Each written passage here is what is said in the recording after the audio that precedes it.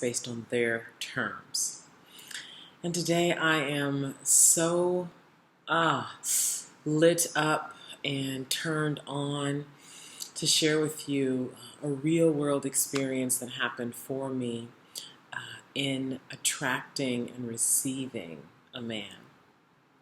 And so if you are a woman who has an invisible fuck off sign on your forehead, yet you want to be in really harmonious and loving real relationship with a man, if you are a woman who has difficulty asking for what she wants, even identifying what she wants, if you are a woman who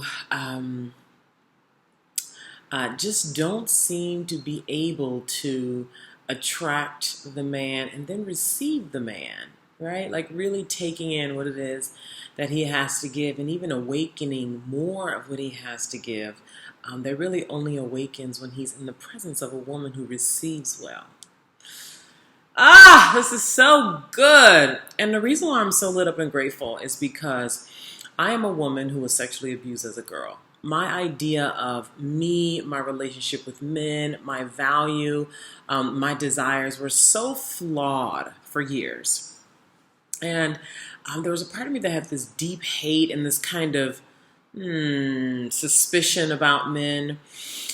And so I was just a body there. It's like I wasn't even married. Like I was married, I would have boyfriends, and but it was unhealthy. I wasn't fulfilled, deeply fulfilled, and I wasn't aware of this real magic. Oh my God, I get horny when I talk about it because it's just so beautiful and magical.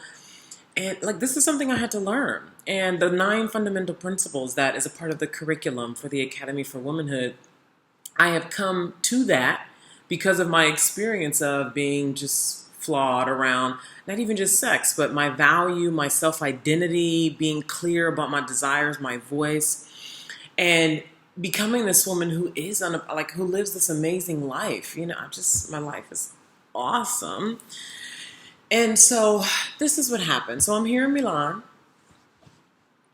part of my awesome life. I've been here for 3 weeks. I'm in this gorgeous flat. It's grand. I love it. It just really fuels my queenhood and really every single day helps me strengthen the reminder that everything is possible. And so a part of me was desiring a man. A part of me. It was just like, oh, that would be nice. It was like, oh, that'd be nice. I'm in this great place. Life is good. Yeah, it'd be great. That'd be nice to have a guy. But not like a true, I'm available to receive this man. I'm excited, totally looking forward to meeting this guy. It was like, oh, that would be nice. Kind of like when I hear women who want to have something in their life, whether it's the money, the lifestyle, the whatever. And it's like, I would like that, or that would be nice. So there's that, and that's where I was. That would be nice to have this guy. And then about a week ago, I started really deepening into the feeling of why I would want this man and what it would feel like to be in the presence of this man and him bringing the quality of attention that I know fuels me and nurtures me and feels deeply for me. And so I sat and I was like, oh,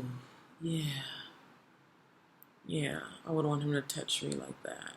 Oh, and then the feeling started to expand of what it would feel like for him to touch me in this way, because I'm big on quality touch. And what would his quality of presence be like if he was sitting with me and it just felt good to sit in his presence? What would that feel like?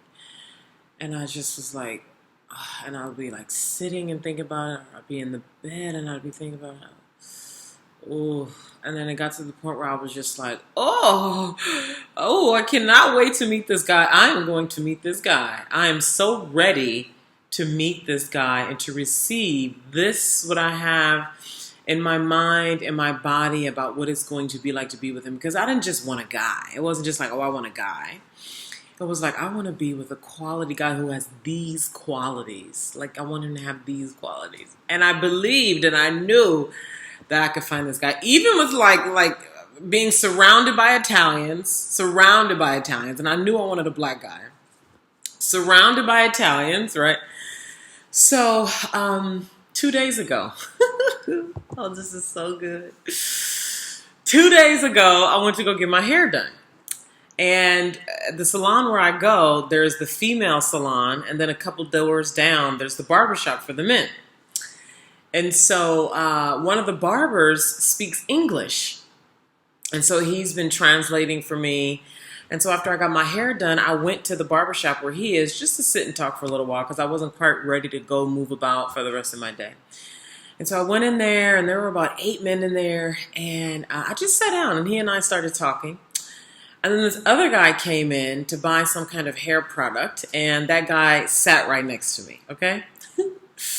So me and this guy, the one who sat next to me, we started talking. And here's the crazy thing. Like, this is the power of deciding what you want and then being open to receiving it, no matter how, like, unrealistic it may seem. In the salon with these 7 or 8 men, the only men in there who speak English are me, the barber, and the guy who sits next to me. This is what I mean. Like, this shit works, people. So he starts talking, and we just start talking. So then it's like me and him, and then it's like me, him, and the barber, and then the barber goes, and then we are talking. And then we're talking for like 30, 40 minutes, and finally he looks at me and he says, "I like you." Oh, God. And I was already thinking the same thing. And he's like, "I like you." And, oh my God, this video is already at 7 minutes. Okay. So there's so much more to this story. So anyway, I ended up inviting him over to my place. Like, of course we're going to spend some more time together, intimate time together. And so we were sitting at the kitchen table, and he was sitting there with that quality of presence that I actually have been visualizing when I was thinking about the quality of the presence that I want in the man who I'm going to meet. And I remember sitting there thinking to myself, oh my God. Like, it's one thing to know. There's one thing to do the work. It's a whole other thing to actually sit in the reality of the experience of it. And I remember at one point, this is the one thing I want to give about receiving, about your ability to receive. Because what I found is that if a woman cannot receive a man, she probably doesn't receive much of anything else well either. She doesn't receive love well. She doesn't receive money well. She doesn't receive attention well. She doesn't receive compliments well. She doesn't receive feedback well. Like, if she can't receive a man well, she doesn't receive well anywhere else. And then with money, same thing. If she doesn't receive money well, she typically doesn't receive well in any other area. So if you can learn to receive men well or money well, that basically it becomes like a blanket. It sweeps and helps you to be able to receive everything else. So I remember we were sitting on the couch, and I was like so ready to be touched. And he must have picked up on that, and he reached out for my hand, and I responded.